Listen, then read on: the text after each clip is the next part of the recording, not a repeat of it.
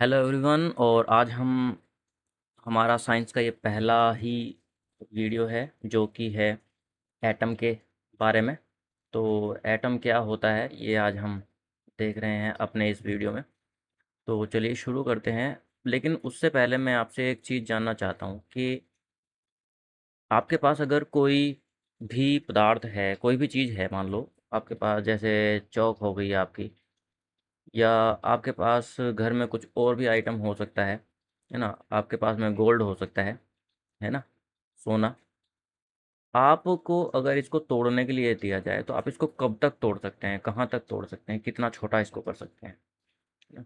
आपको एक सोने का मेटल दे का एक पीस दे दिया, तो आपने उसको छोटे छोटे टुकड़ों में तोड़ दिया। आपने फिर इसको और छोटे छोटे टुकड़े में तोड़ दिया, फिर इसको और छोटे छोटे छोटे, है ना। तो ये एक लिमिट होगी ना इसकी तोड़ने की, तो कहीं ना कहीं तक आपके पास चौक है, चौक लंबी सी चौक है, आपने इसको तोड़ दिया, लो ये कर दिया छोटे छोटे टुकड़े, फिर और छोटे छोटे टुकड़े, फिर और छोटे छोटे। तो इस तरीके से करते करते करते करते आपके पास में क्या बचेगा, एक बहुत ही बारीक सा कण बचेगा। और ये वो कण होगा जिसको आप फिर से नहीं तोड़ सकते, है ना। यानी एक ऐसा कण, एक ऐसा कण जिसे दोबारा या अन्य भागों में ना तोड़ा जा सके।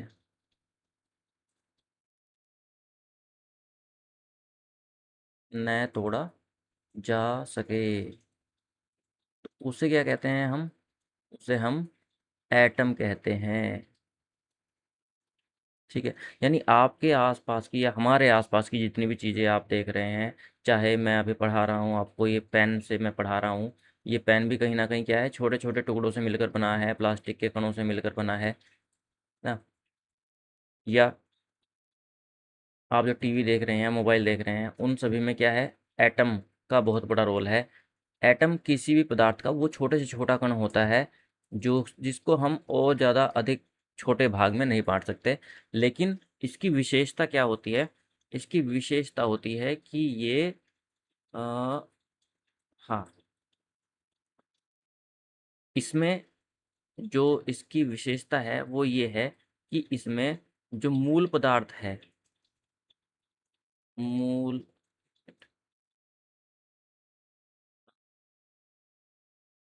मूल पदार्थ के गुण,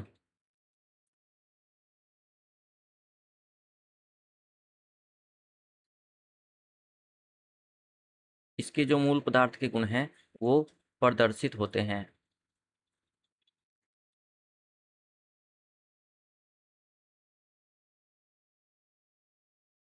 ठीक है।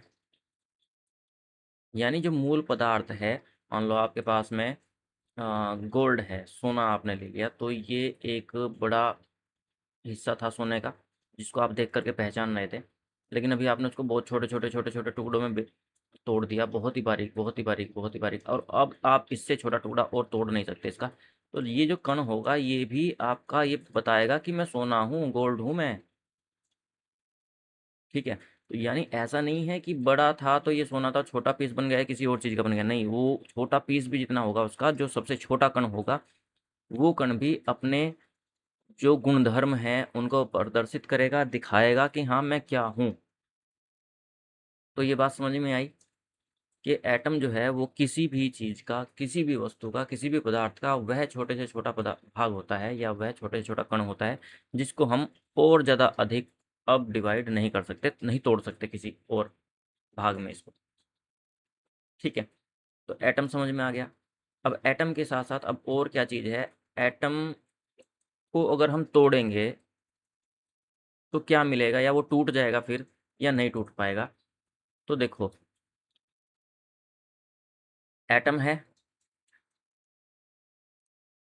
एटम किसी भी पदार्थ का हो, वो तीन चीज़ों से मिलकर बना होता है। ये बहुत इंपॉर्टेंट है। यानी हम एटम को तोड़ तो सकते हैं और भी नीचे बारीक भागों में, लेकिन उसमें फ़र्क क्या है फिर? हमने इसे एटम क्यों कहा? फिर जो और छोटे भागों में ये टूट सकता है, फिर हम इन्हें एटम क्यों नहीं कह रहे हैं? तो ये किस भागों में टूटेगा? सबसे पहले इलेक्ट्रॉन, प्रोटॉन, आपने सुना होगा, और न्यूट्रॉन, सुना होगा ना? तो ये 3 भाग हैं। तो ये एटम नहीं है, हम इन्हें एटम नहीं कहेंगे। कारण उसका, क्योंकि इलेक्ट्रॉन, जितने भी पदार्थ हैं उन सभी के इलेक्ट्रॉन, प्रोटॉन और न्यूट्रॉन, हम उनसे ये पता नहीं लगा सकते किस पदार्थ के न्यूट्रॉन हैं, किस पदार्थ के प्रोटॉन हैं, किस पदार्थ के इलेक्ट्रॉन हैं। ठीक है। तो एटम तो कैसा है? ये मान लो सोने का एक एटम है, सोने का एक एटम ये तो बता दे, एटम तो बता देगा कि मैं सोना हूँ, लेकिन इलेक्ट्रॉन नहीं बताएगा मैं सोने का इलेक्ट्रॉन हूँ या इसका प्रोटॉन हूँ या न्यूट्रॉन हूँ। तो आपको क्या याद रखना है? एटम किसी भी पदार्थ का छोटे से छोटा कण, जो स्वतंत्र रूप से अपने मूल जो उसका पदार्थ है उसके गुणधर्म प्रदर्शित करता है कि मैं क्या हूँ। और इलेक्ट्रॉन, प्रोटॉन, न्यूट्रॉन, हर एटम, कोई भी एटम हो किसी भी चीज़ का, आपके घर में, आपके अड़ोस पड़ोस में जितनी भी सारी चीज़ें हैं, वो हर एटम इलेक्ट्रॉन, प्रोटॉन और न्यूट्रॉन से मिलकर बना है, ये आपको याद रखना है। और इलेक्ट्रॉन क्या होता है? ये नेगेटिव चार्ज पार्टिकल होता है, इस पर नेगेटिव चार्ज होता है। प्रोटॉन, इस पर पॉजिटिव चार्ज होता है। और न्यूट्रॉन, इस पर कोई चार्ज नहीं होता है, ये उदासीन कण होता है, उदासीन। हालांकि चार्ज नहीं होता है, पर वेट होता है इसका, थोड़ा सा वजन हल्का सा इसमें होता है।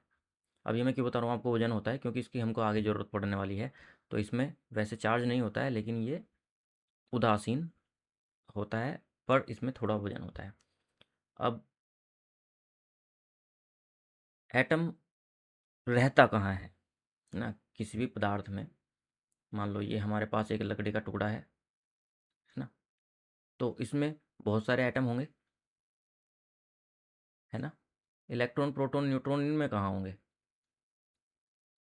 तो ये भी बहुत टाइम तक इस पर चर्चा चली कि हाँ ये कहाँ पर होगा, ये सेंटर में होगा, ये साइड में होगा, कहाँ क्या। तो साइंटिस्ट ने बहुत टाइम तक इस पर रिसर्च किया, और रिसर्च करने के बाद में क्या पता चला कि एटम जो है, ये अगर कोई एटम है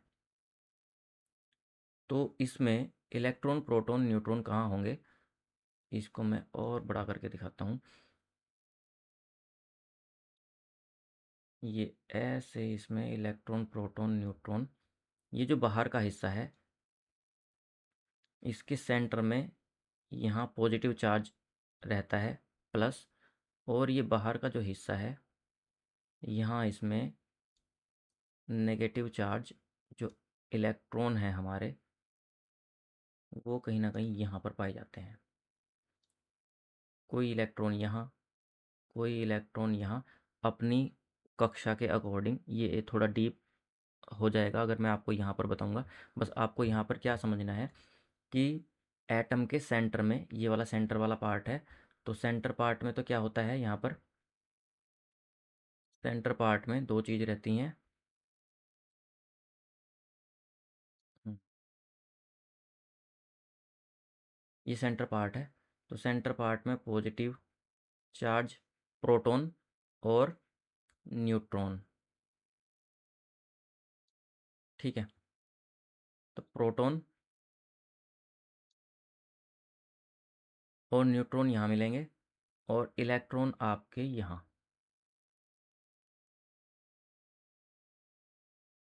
ठीक है। ये थोड़ी सी चीज़ आपको समझनी है। तो मैंने आपको बताया एटम क्या होता है, किसी भी पदार्थ का सबसे छोटे से छोटा कण, जो कि उस पदार्थ की विशेषता या उस पदार्थ के बारे में बताता है कि यह किसका है। उसके बाद इलेक्ट्रॉन, प्रोटॉन और न्यूट्रॉन, ये तीनों, इनसे मिलकर एटम बना होता है। Electron positive charge, negative charge होता है, प्रोटॉन पॉजिटिव चार्ज होता है, और न्यूट्रॉन उदासीन होता है। इसके बाद इलेक्ट्रॉन कहाँ रहते हैं? एटम के बाहरी साइड पर इलेक्ट्रॉन, और प्रोटॉन और न्यूट्रॉन कहाँ रहते हैं? एटम के सेंटर पार्ट में प्रोटॉन और न्यूट्रॉन रहते हैं। ठीक है। अब यहाँ से दो चीज़ और नई आपको पता चलेंगी, और जो कि हैं परमाणु क्रमांक यानी एटम नंबर, परमाणु क्रमांक और परमाणु भार।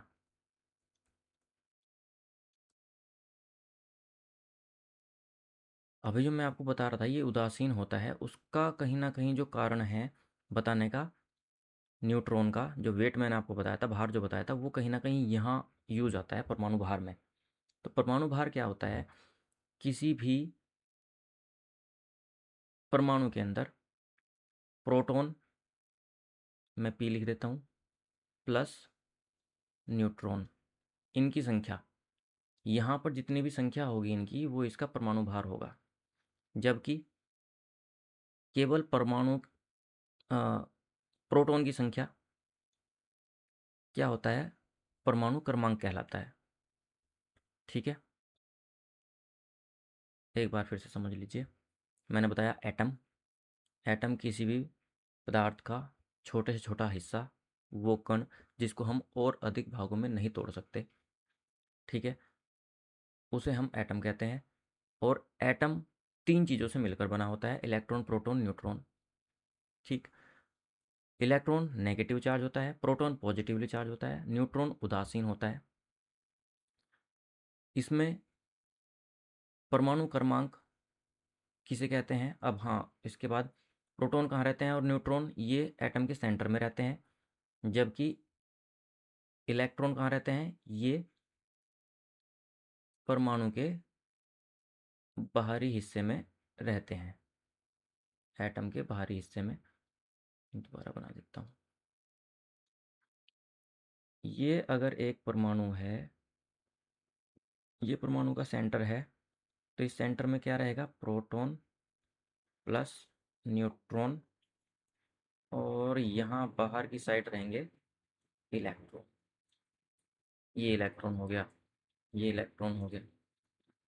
ऐसा समझने के लिए ये चीज़ हो गई आपकी।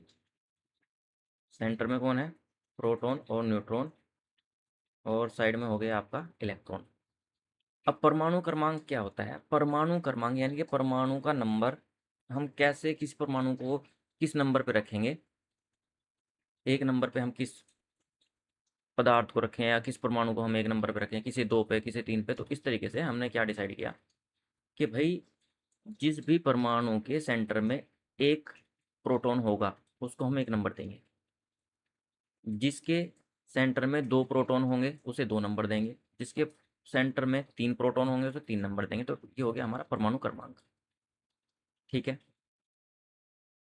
अब परमाणु है, उसका क्रमांक है कोई, तो उसका कहीं ना कहीं कुछ वजन भी होगा। ठीक। तो परमाणु भार परमाणु भार की जब हम बात करते हैं, तो परमाणु भार में परमाणु में उपस्थित जो प्रोटॉन है उसका भार, प्लस जो उसमें न्यूट्रॉन है उसका भार को हम परमाणु भार बोलते हैं टोटल। ठीक है। तो इसमें क्या है? सेंटर में जो वेट है इसका, तो परमाणुओं की संख्या प्लस न्यूट्रॉनों की संख्या, परमाणु भार हमारा कहलाता है। इसमें जितने परमाणु हैं और जितने इसमें सॉरी, परमाणु में जितने हमारे प्रोटॉन हैं और जितने न्यूट्रॉन हैं, इन दोनों की संख्या को हम क्या बोलते हैं? परमाणु भार बोलते हैं। ठीक है। प्रोटॉन की संख्या, और यहाँ प्रोटॉन प्लस न्यूट्रॉन की संख्या, ये हमारा परमाणु भार कहलाता है। अब इतनी बात अगर आप समझ गए हो तो हम थोड़ा सा आगे बढ़ें। जैसे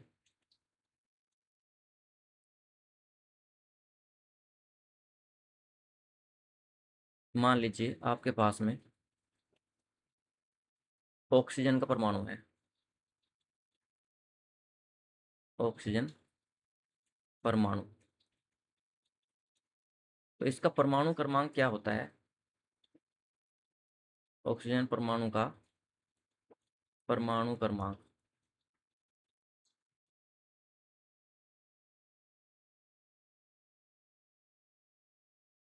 इसका परमाणु क्रमांक 8 होता है और परमाणु भार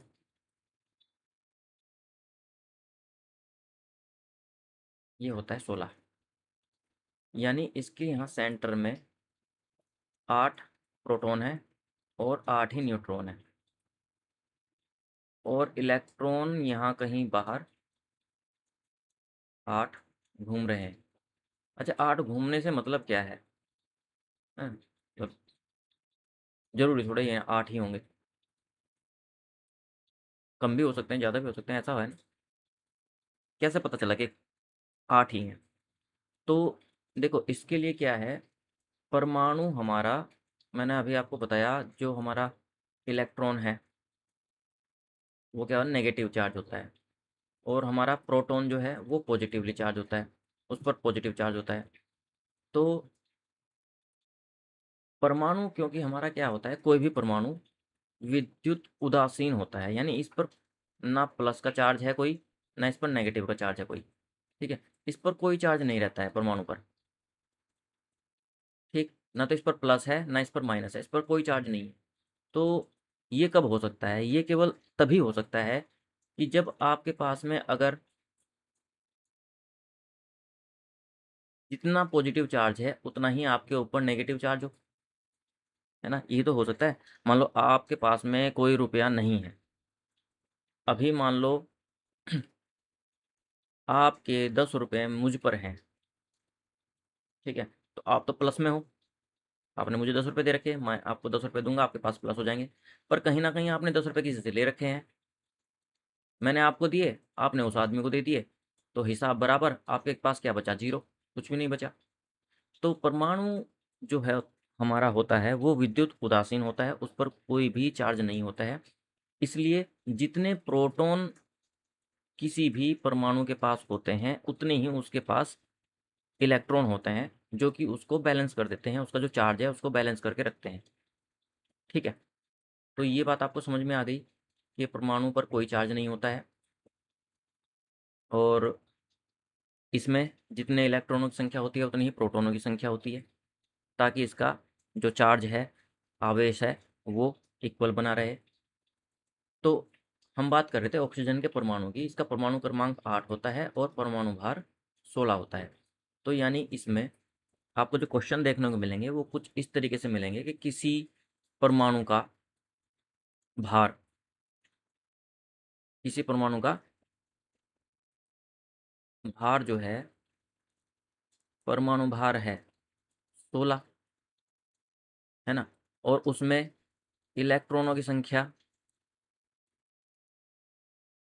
है 8। तो बताओ क्या प्रोटोनों की, वो न्यूट्रॉन बताओ, न्यूट्रॉनों की संख्या।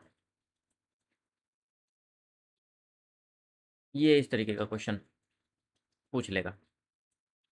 बताओ न्यूट्रॉनों की संख्या क्या है, अब आप कैसे निकाल लेंगे इसे? तो न्यूट्रॉनों की संख्या निकालने के लिए हमें क्या करना है, हमें पता है परमाणु भार हमारा 16 है, यानी प्रोटॉन प्लस न्यूट्रॉन, ये कितने हैं? 16 है। और हमें पता है इलेक्ट्रॉन बराबर प्रोटॉन, जितने इलेक्ट्रॉन होंगे उतने ही प्रोटॉन होंगे, अदरवाइज तो उस पर आवेश होगा कुछ ना कुछ। ठीक है, तो इलेक्ट्रॉन हमें पता है 8 हैं, तो यानी प्रोटॉन हमारे पास 8 हो गए। अब हम यहाँ पर पी की वैल्यू रख देंगे, यहाँ पर पी का मान 8। तो 8 प्लस न्यूट्रॉन बराबर 16। तो न्यूट्रॉन बराबर हो जाएगा हमारे पास ये 16, ये 8 इधर आ जाएगा। तो ये तो पता है ना घटाने का तो तरीका, जब 8 इधर आएगा ये माइनस हो जाएगा 8, और ये 8 हमारे पास न्यूट्रॉन बच जाएंगे। यानी यहाँ पर अगर 8 प्रोटॉन है हमारे पास तो 8 ही न्यूट्रॉन होंगे, तभी उसका भार जो है वो 16 होगा। ठीक है, अब इसमें एक और थोड़ी सी चीज़ है जो मैं आपको अभी बताना चाहता हूँ। इसका प्रदर्शित करने का तरीका, है ना। तो किसी भी परमाणु को प्रदर्शित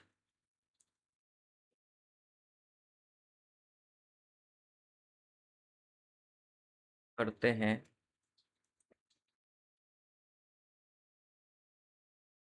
ये चलो अभी इसको छोड़ देते हैं, अभी कुछ नहीं बताते हैं। अभी आप केवल और केवल इतना समझो कि अभी हमने क्या पढ़ा है, इसको बाद में एक नए उसमें पढ़ाऊंगा मैं आपको। अभी हमने पढ़ा है परमाणु, है ना। परमाणु क्या होता है? सबसे छोटा कण किसी भी पदार्थ का, जो कि उसके गुणधर्म दिखाता हो, बताता हो कि हाँ ये किस पदार्थ का परमाणु है। ठीक है। तो सबसे छोटा कण, ठीक है, जिसे और अधिक भागों में ना तोड़ा जा सके, जिसे और अधिक भागों में न तोड़ा जा सके। ओके। इसके बाद हमने देखा इलेक्ट्रॉन, प्रोटॉन को, न्यूट्रॉन को। इसके बाद हमने परमाणु क्रमांक देखा, परमाणु क्रमांक। फिर हमने परमाणु भार देखा।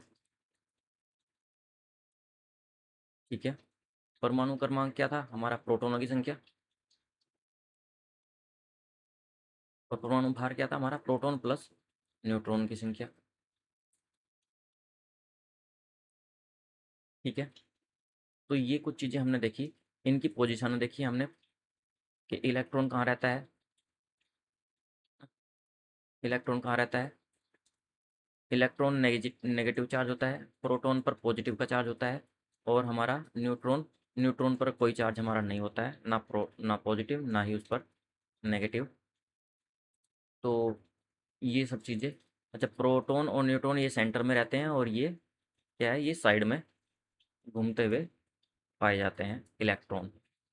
तो ये सब चीज़ें हमने इस लेसन में पढ़ी। इसके बाद हम पढ़ेंगे परमाणु को हम रिप्रेजेंट कैसे करते हैं, और प्रोटॉनों की संख्या, न्यूट्रॉनों की संख्या। जब हमको कोई क्वेश्चन मिलेगा तो हमको क्वेश्चन ऐसे नहीं मिलेगा जैसे अभी मैंने आपको बताया लास्ट वाले इसमें, कि ये इस तरीके से हमको क्वेश्चन के बताओ परमाणु भार हमारा इतना है, परमाणु क्रमांक कितना है, तो इसमें न्यूट्रॉनों की संख्या क्या होगी। तो वो कभी कभी क्या दे देगा, वो इस तरीके से दे देता है यहाँ पर।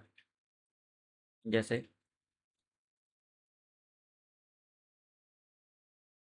इस इस परमाणु में बताओ न्यूट्रॉनों की संख्या कितनी है, इलेक्ट्रॉनों की संख्या कितनी है, प्रोटॉनों की संख्या। ये ऐसे बोल देगा, मैं परमाणु में प्रोटॉनों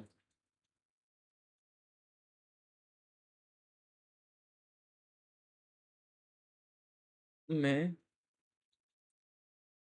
प्रोटॉन की संख्या बताओ।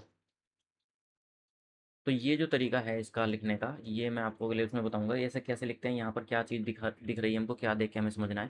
ठीक है। तो तब तक की वीडियो के लिए आप अपना ध्यान रखिए, और इसको बहुत ध्यान से पढ़ना है, आपको समझना है।